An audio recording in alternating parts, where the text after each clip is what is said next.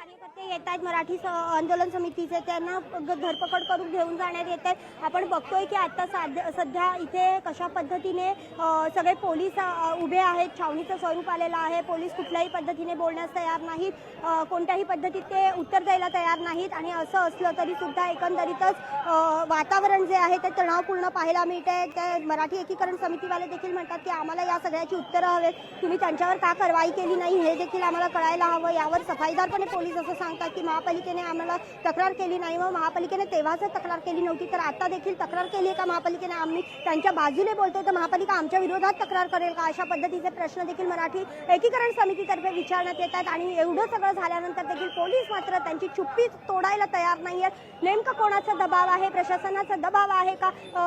सरकारचा दबाव आहे का? अशा पद्धतीचे प्रश्न देखील सामान्य नागरिकांकडून सध्या विचारण्यात येत आहेत। लागवी अगदी आपण पाहतोय या ठिकाणी आता गोंधळ उडाल्यानंतर बंदोबस्तात वाढ करण्यात आलेली आहे। गोवर्धन देशमुख यांना ताब्यात घेण्यात आलेलं आहे। पोलिसांनी ही दुटप्पीपणा थांबवावी अशी मागणी आता मराठी एकीकरण समितीकडून केली जाते। नक्कीच लागवी मराठी एकीकरण समितीकडनं ही मागणी सातत्याने केली जाते की हा दुटप्पीपणा पहिले थांबवा। आम्ही ज्या वेळेला बाहेर उतरतो त्यावेळी तुम्ही आमच्यावर कारवाई करता आणि जैन समुदायातल्या महिलांना तर एकाही महिलेला हात लावला नाही आणि अशा पद्धतीने तुम्ही आंदोलन केल्याला त्यांना सपोर्ट केलात, म्हणजे एकंदरीत तुम्ही कोर्टाचा देखील अवमान केलात, कारण कोर्टाचा आदेश होता। मग कोर्टाचा देखील यामुळे अवमान झालेला आहे। मग कोर्टाचा अवमान झाल्यानंतर तुम्हाला सुमोटो पद्धतीने तक्रार घेण्याचा अधिकार आहे, तर तुम्ही घेऊ शकत होतात, मात्र तुम्ही ती घेतली नाहीत आणि आता तुम्ही महापालिकेवर ढकलताय की महापालिकेने तुमच्याकडे तक्रार केली नाही। असं होऊ शकत नाही। अशा पद्धतीचं वक्तव्य सातत्याने नागरिक करताना विचारायला पाहायला मिळतात। एकंदरीतच आजूबाजूचे जे परिसरातले नागरिक आहेत ते या सगळ्या कबुतरांमुळे अस्वस्थ झालेले पाहायला मिळतात। अनेक अहवाल जे आहेत ते डॉक्टरांनी सबमिट केलेले आहेत, कोर्टात देखील सबमिट केलेत। खरं तर आज दुपारी 3 वाजताची उच्च न्यायालयात केस सुनावणी होणार आहे, ती अत्यंत महत्त्वाची ठरणार आहे। नेमकं या वेळेला काय होतंय बघणं महत्त्वाचं आहे। त्याचं कारण निलेशचंद्र मुनी यांनी ज्या पद्धतीने कोर्टाला आवाहन केलेलं होतं आणि कोर्टाबद्दल एक आक्षेपार्ह विधान त्यांनी वापरलेलं होतं ते अत्यंत चुकीचं होतं आणि यामुळेच कदाचित आज त्यावर कोर्ट काही टिप्पणी करणार का हे बघणं देखील लागली महत्त्वाचं ठरणार आहे। मात्र आत्ता या परिसरात पूर्ण आपण बघतोय की लांबपर्यंत जिथे जिथे बघाल तिथपर्यंत पोलीस पोहोचलेले आहेत आणि दोन्ही बाजूने इथे पोलीस उभे आहेत। अनेक भाग्यश्री, तुम्ही अशाच आमच्या समवेत जोडणारे आपले प्रतिनिधी उमेश करंजकर सुद्धा आपल्या सोबत जोडले गेलेले आहेत। उमेश, तुम्ही त्या ठिकाणी पोहोचलात, तुम्ही पाहिलं काय घडलं? या ठिकाणी पत्रकार आणि पोलिसांमध्ये काहीशी बाचाबाची सुद्धा झाली। एकच सवाल होता, 6 ऑगस्टला पोलीस कुठे गेले होते? हा मुद्दा जेव्हा उपस्थित केला तेव्हा मात्र उत्तर देण्यास टाळाटाळ करण्यात आली, मौन बाळगण्यात आलं आणि त्याच्यावरूनच ही बाचाबाची झालेली आहे। आता बॅरिकेडिंग करण्यात आलेलं आहे, पण आता अशी देखील एक माहिती मिळते मराठी एकीकरण समितीचं असं म्हणणं असल्याचं कळतंय, मीरा रोड पेक्षा सुद्धा मोठं आंदोलन करू, रस्त्यावर उतरू असा एक आता इशारा देण्यात आलाय या सगळ्या प्रकारानंतर। उमेश, नक्कीच लागवी सगळ्यात मोठा प्रश्न तोच आहे की 6 ऑगस्टला नेमके हे पोलीस होते कुठे? कारण आपल्या सगळ्यांना माहिती आहे की काही जे विशिष्ट धर्मीयचे लोक इकडे आले, त्यांनी हातात सुरे चाकू घेऊन हे सगळा जो छप्पर बांधलेला होता या सगळ्या कबूतरखान्यावरती तो तोडला।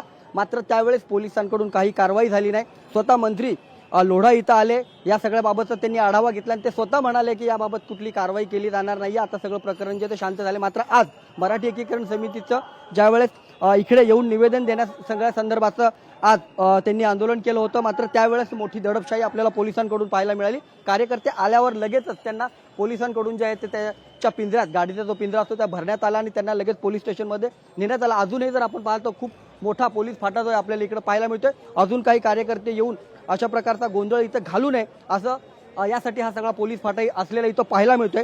मात्र आज एवढा मोठ्या प्रमाणात असलेला पोलीस फाटा 6 ऑगस्टला नेमका होता कुठे? त्यावेळेस पोलिसांनी काय केलं? त्यावेळेस पोलिसांनी कारवाया का नाही केला? हातात जे चाकू घेऊन निघाले होते त्यांच्यावरती गुन्हे दाखल का नाही झाले? त्यानंतर त्यांची धरपकड करण्यात आली का? त्यांना नोटीस पाठवले का? असे असंख्य प्रश्न आहेत, मग ते सामान्य नागरिकांनी विचारले असतील आणि आता ज्यावेळेस मीडिया या सगळ्या संदर्भातलं कव्हरेज करत असताना त्यांना देखील दाबण्याचा प्रयत्न पोलिसांनी केला। मात्र तिथे देखील मीडियाने त्यांना तोच, जे मीडियाचे प्रतिनिधी होते त्यांनी तोच प्रश्न केला, आम्हाला दाबण्याचा प्रयत्न करता। मग त्यावेळेस 6 ऑगस्टला पोलीस कुठे होते? त्यावेळी 6 ऑगस्टला पोलिसांनी ही कारवाई का नाही केली? त्या लोकांना का नाही थांबवलं, मात्र यावर पोलिसांनी काही बोलणं टाळलं आहे. आता सध्या परिस्थिती जी आहे ती त्यांनी नियंत्रणात आणली, तर कार्यकर्त्यांना सगळ्यांना ताब्यात घेतलंय. मात्र थोडीशी अजूनही या सगळ्या भागामध्ये काही कार्यकर्ते येण्याची भीती पोलिसांना आहे. त्यामुळे पोलीस फाटा जो आहे तो अजूनही तैनात आहे. अजूनही या सगळ्या भागामध्ये ट्रॅफिक होताना आपल्याला पाहायला मिळते. मोठ्या प्रमाणात नागरिक या सगळ्या येऊन पाहत आहेत. त्यामुळे काहीसा सगळा ट्रॅफिकचा प्रॉब्लेम या सगळ्या परिसरामध्ये होतोय. अगदी अगदी उमेश, तुम्ही असेच आमच्या समवेत जोडलेला 12:13 बागेशी पुढच्या 2 तासामध्ये 3 तासामध्ये आपण म्हणूया या सुनावणीला आता सुरुवात होणार आहे. त्यामुळे सगळ्यांचंच लक्ष या सुनावणीकडे लागलेलं आहे. या सुनावणीतल्या निर्णयानंतर तरी वादळ शमणार का? कारण पुढचे काही दिवस मुंबईकरता महाराष्ट्राकरता महत्त्वाचे आहेत. महत्त्वाचे सण उत्सव येऊ घातलेले आहेत. स्वातंत्र्य दिन आलेला आहे. काय घडलं होतं ती दृश्य आपण पाहतोय. बागेशी येणार आहे मी तुमच्याकडे. बागेशी, त्यामुळे या सुनावणीकडे सगळ्यांच्याच नजरा आहेत. सण उत्सव येऊ घातलेले आहेत. स्वातंत्र्य दिन 2 दिवसांवर आलेला आहे. त्यामुळे अर्थातच आज काय सुनावणी होते याकडे आणि त्याचे काय पडसाद उमटतायत यावर मात्र सगळ्यांच्याच नजरा असतील. पुढच्या 3 तासात या सुनावणीला सुरुवात होणार आहे. त्यामुळे वातावरण सुद्धा या ठिकाणी तंग असल्याचं पाहायला मिळतंय. नक्कीच लागवी तणावपूर्ण वातावरण कबूतरखान्याजवळ आहेच. मात्र 2 सुनावण्या पार पडल्या. पहिल्या सुनावणीत स्थगिती दिली, ती स्थगिती दुसऱ्या सुनावणीमध्ये कायम ठेवली. त्यानंतर काही याचिकाकर्त्यांनी सुप्रीम कोर्टात यावर आव्हान दिलं आणि सुप्रीम कोर्टाने त्यावर थेट सांगितलं की तुम्ही हायकोर्टात काय ते सांगा. आमच्याकडे एकाच वेळेला 2 केस चालू शकत नाहीत. एकच केस 2 कोर्टात चालू शकत नाही, जसं की सुप्रीम कोर्टात आणि सुप्रीम कोर्टात आणि हायकोर्टमध्ये. त्याप्रमाणे आता आज पुन्हा एकदा हायकोर्टमध्ये केस लागलेली आहे, उच्च न्यायालयात केस लागलेली आहे. सुनावणी होणार आहे. दुपारी 3 नंतर या सुनावणीला सुरुवात होईल. न्यायमूर्ती गिरीश कुलकर्णी आणि न्यायमूर्ती आरिफ डॉक्टर यांच्याकडे ही सुनावणी होणार आहे. नेमकं त्यामध्ये त्यांनी दुसऱ्या सुनावणीच्या वेळी सांगितलेलं होतं की तुम्ही समिती गठीत करा. पहिल्या सुनावणीवेळी त्यांनी अहवाल मागवले होते डॉक्टरांकडनं. ते अहवाल त्यांनी बघितले होते दुसऱ्या सुनावणीच्या वेळेला आणि दुसऱ्या सुनावणीच्या वेळेला अहवाल बघितल्यानंतर त्यांनी एक समिती गठीत करण्यासाठी सांगितलेलं होतं. ही समिती आज नेमकी गठीत होणार काय, ह्यामध्ये कोण कोण डॉक्टर असणार, नेमके जे ऋषी मुनी बोललेले आहेत, जैन मुनी, की आम्ही कोर्टाचा आदेश मानत नाही, यावर देखील उच्च न्यायालय नक्कीच टिप्पणी करणार. त्यामुळे ही टिप्पणी नेमकी काय असणार आहे हे बघणं देखील तितकंच महत्त्वाचं असणार आहे. त्यामुळे एकंदरीतच पुन्हा एकदा स्थगिती मिळते का, कमी प्रमाणात का होईना खायला कंट्रोल फिडिंग, जसं मुख्यमंत्र्यांनी सांगितलेलं होतं की कंट्रोल फिडिंग करू शकता, तर कंट्रोल फिडिंगची परवानगी मिळते का हे सगळं बघणं आज परत एकदा पुन्हा महत्त्वाचं ठरणार आहे. लागली उमेश, सुनावणीच्या या सगळ्या पार्श्वभूमीवर जैन मुनींकडून असं म्हटलं जात होतं की कोर्ट जर आमच्या धर्माच्या आड आलं तर मात्र अर्थातच आम्ही कोर्टाचे आदेशही मानणार नाही, प्रसंगी शस्त्रही हातात घेऊ, उपोषणाला बसू, अशी भूमिका या ठिकाणी जैन मुनींकडून घेण्यात आलेली होती. आज या सगळ्या घडामोडीनंतर जैन देरासर परिसरामध्ये नेमकं काय घडतंय? काही बैठका होत आहेत का? सुनावणी कडे काही नजरा आहेत का? काही शिष्टमंडळाचा संवाद झालाय का? काय या सगळ्या संदर्भात संकेत पोहोचत आहेत? नक्कीच लागवी गेल्या काही दिवसापासून सातत्याने या प्रकारची वक्तव्य जी आहे ती जैन समाजाकडनं केली जात होती. त्यामुळेच आज ज्यावेळेस मराठी एकीकरण समिती या संदर्भातलं निवेदन थेट कबूतरखान्याचे ते येऊन देणार होते, मात्र आज जैन मुनींचं जे मंदिर आहे ते पूर्णपणे बंद असलेलं आपल्याला पाहायला मिळतंय. आज जे रोजचे ज्या काही मुवमेंट्स असतात या मंदिरातल्या त्या पूर्णपणे बंद करून ठेवलेल्या आहेत. आता हा संपूर्ण जो दरवाजा आहे जैन मंदिराचा तो देखील बंद आहे आणि कोणी नागरिक इथं येत नाहीये, आतून बाहेर जात नाहीये किंवा बाहेरून जे नागरिक रोज दर्शनाला वगैरे येतात ते देखील आज आपल्याला इथे पाहायला मिळत नाहीयेत. त्याच्यामुळे आज इथे कोणतीही हालचाल जी होताना ती पाहायला दिसत नाहीये. कारण मराठी एकीकरण समितीची जी कार्यकर्ते आहेत ते इकडे येऊन निवेदन देणार होते. अशा प्रकारची माहिती ज्यावेळेस इथे आली त्यावेळेस खूप मोठ्या प्रमाणात पोलीस फाटा जमा झाला होता आणि त्यानंतर असं वाटलं होतं की या सगळ्या संदर्भात तिथून काही प्रतिक्रिया कळते का, काही लोक तिथून समोर येणार आहेत का, अशा प्रकारचं वातावरण तयार होऊ नये यासाठी हा पोलीस फाटा जो आहे तो उभा करण्यात आला होता. मात्र आता जर आपण हे सगळं जैन मुनी यांचं मंदिर पाहिलं तर हा जैन समाजाचं मंदिर पाहिलं, इथून कुठली प्रतिक्रिया होताना दिसत नाहीये किंवा इथून आत बाहेर करणारी ही लोक आपल्याला रोज सारखी दिसत नाहीये. त्याच्यामुळे त्यांच्याकडनं जरी वक्तव्य करण्यात आली असली तरी आज सावधगिरी जी आहे तो पूर्णपणे पाळण्यात आली आहे. कारण त्या दिवशी झालेलं जे आक्रमक आंदोलन आहे त्या प्रकारचं आक्रमक आंदोलन तिथून झालं तर दोन्हीकडनं आक्रमकता समोर येईल आणि त्यानंतर वातावरण बिघडण्याची शक्यता आहे आणि ती होऊ नये याची काळजी जी आहे ती पोलिसांनी घेतली आणि आता सगळं वातावरण जे आहे जो तणाव जो आहे तो निवळलेला आपल्याला पाहायला मिळतोय.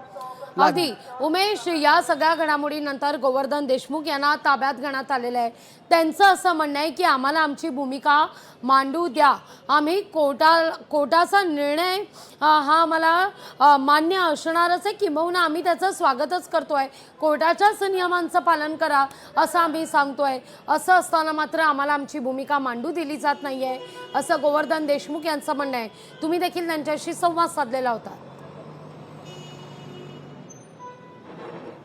नक्कीच ज्यावेळेस गोवर्धन देशमुख यांच्याशी आम्ही संवाद साधला त्यावेळेस त्यांनी हाच आक्षेप उभा केला का आम्ही फक्त निवेदन द्यायला तिकडे चाललेलो आहे, त्यामुळे आम्हाला निवेदन द्यायला जाऊ द्या, मात्र निवेदन द्यायला जात असताना आम्हाला ताब्यात का घेतलं जाते अशा प्रकारचा आक्षेप जो आहे त्यांनी घेतला. आणि यासोबतच ते म्हणाले की ज्यावेळेस 6 ऑगस्टला ते आक्रमक आंदोलन झालं, जो कबूतरखान्यावरचं छप्पर होतं ते तोडण्यात आलं, हातात चाकू वगैरे घेऊन नागरिक समोर आले, त्यावेळेस पोलिसांनी त्यावरची तशी कारवाई का नाही केली, ती कारवाई त्यांच्यावर गुन्हे दाखल का नाही झाले, त्या समाजाबाबत काही पोलिसांकडनं त्यांना काही विशिष्ट दबाव टाकण्यात आला होता का, असे अनेक प्रश्न जे आहेत त्यांनी माझ्याशी बोलताना आपल्या लोकशाहीशी बोलताना समोर आणले. आणि त्यावेळेस हे सगळं झाल्यानंतर पुन्हा ज्यावेळेस ते निवेदन द्यायला इकडे आले त्यावेळेस पोलिसांनी त्यांना आणि त्यांच्या कार्यकर्त्यांना ताब्यात घेतलं. मात्र हे सगळी कारवाई जी आहे ती 6 ऑगस्टला दिसली नाही आणि त्यामुळे त्यांनी याबाबत थेट मुख्यमंत्र्यांना देखील सवाल उचललाय. कारण त्यांच्याकडे गृह खातं आहे आणि त्यांच्याकडे गृह खातं असताना मराठी माणसाकडे कुठेतरी दुजाभाव केला जातोय का, हे आक्षेप जो आहे तो देशमुखांकडून उपस्थित करण्यात आलेला आहे. लागवी अगदी उमेश, आपण पाहतोय या सगळ्या घडामोडीनंतर आता मात्र बंदोबस्तात वाढ करण्यात आल्याचं पाहायला मिळतंय. भाग्यश्री, तुम्ही सकाळपासून या सगळ्या घडामोडींवर लक्ष ठेवून आहात. उमेश देखील आपल्याला या सगळ्या संदर्भातले बित्तम अपडेट्स आपल्यापर्यंत पोचवत आहात.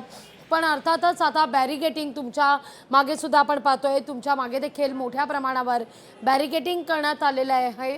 काही सिव्हिल ड्रेसमध्ये पोलीसही या सगळ्या परिसरात तैनात करण्यात आल्याचं दिसतंय.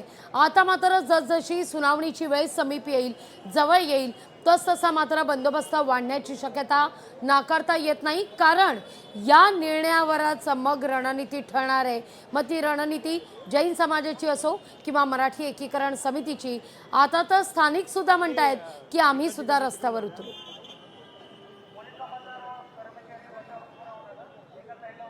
नक्कीच लागवी, स्थानिक देखील म्हणतात की आम्ही देखील रस्त्यावर येऊ, आम्हाला देखील या सगळ्याचा खूप त्रास होतो, प्रचंड मोठ्या प्रमाणात सर्दी खोकला तसंच दम्याचा त्रास आम्हाला झालेला पाहायला मिळतोय. आणि आपण जसं म्हटलं तसं की आता 3 वाजता या सगळ्या संदर्भातली सुनावणी आहे, उच्च न्यायालयात ही सुनावणी पार पडणार आहे आणि याच पार्श्वभूमीवर जो सकाळपासून बंदोबस्त ठेवला तो तसाच कंटिन्यू ठेवतील. कारण जसं तुम्ही म्हणालात तसं की दोन्ही बाजू त्या निकालानंतरच काय ते ठरवणार आहेत. मग ते जैन समुदाय असो किंवा मराठी एकीकरण समिती असो, दोन्ही बाजूंना आपल्या ज्या काही भूमिका मांडायच्या त्या कोर्टाच्या निर्णयानंतर ते मांडतील. त्यामुळे आज जर बघितलं तर एकंदरीतच आज जे सकाळपासूनच जे छावणीचं रूप या कबूतरखान्याच्या परिसराला आलेलं आहे ते कायम राहील. थोडे बॅरिकेटिंग्स जे आहेत ते सर्कलच्या भोवती लावलेले आहेत, मात्र हे बॅरिकेटिंग्स जे आहेत ते 2 दिवसापासूनच लावण्यात आलेले आहेत. त्याचं कारण ज्या वेळेला जैन समुदायाने इथे आंदोलन केलं त्याच्यानंतर ती ताडपत्री त्यांनी काढलेली होती. ही ताडपत्री पुन्हा एकदा महापालिकेने लावली आणि ती महापालिकेने लावल्यानंतर पुन्हा ती कोणी काढू नये यासाठी ते बॅरिकेटिंग केलेलं होतं. पोलीस बंदोबस्त जर आपण म्हणालो तर खरं तर जवळपास 8 दिवसांपासूनच हा पोलीस बंदोबस्त या रोडवर आहे. मात्र आज तो पोलीस बंदोबस्त अधिक वाढवण्यात आलेला होता. दंगल पथक जे आहे ते देखील बोलवण्यात आलेलं होतं. सिव्हिल ड्रेसमधले पोलीस देखील इथे काही तैनात आहेत, मग ते CID मधले असतील किंवा आणखीन कुठले असतील ते देखील इथे तैनात करण्यात आलेले आहेत. मात्र एकंदरीत जर खरं तर या सगळ्या विषयीचे बित्तम अपडेट्स तुम्ही आमच्यापर्यंत पोहोचवता. क्षणाक्षणाची माहिती ही दिली जाते तुमच्याकडून. तुर्तास धन्यवाद. दोघांचे सुद्धा आभार तुम्ही दिलेल्या एकूणच या सविस्तर माहिती करता. या सगळ्या संदर्भात मंगलप्रभात लोढा काय म्हणाले होते ऐकूया आपण. पत्रकार म्हणून आपली जी जिम्मेदारी आहे त्या म्हणून आपले प्रश्न विचारला त्याबद्दल स्वागत करतो. पण माझी भूमिका यामध्ये आहे की मी आज काही बोलणार नाही. पत्रकार म्हणून आपली जी जिम्मेदारी आहे त्या म्हणून आपले प्रश्न विचारला त्याबद्दल स्वागत करतो. पण माझी भूमिका यामध्ये आहे की मी आज काही बोलणार नाही. लोकशाही मराठी ऐका, पहा, जागरूक रहा.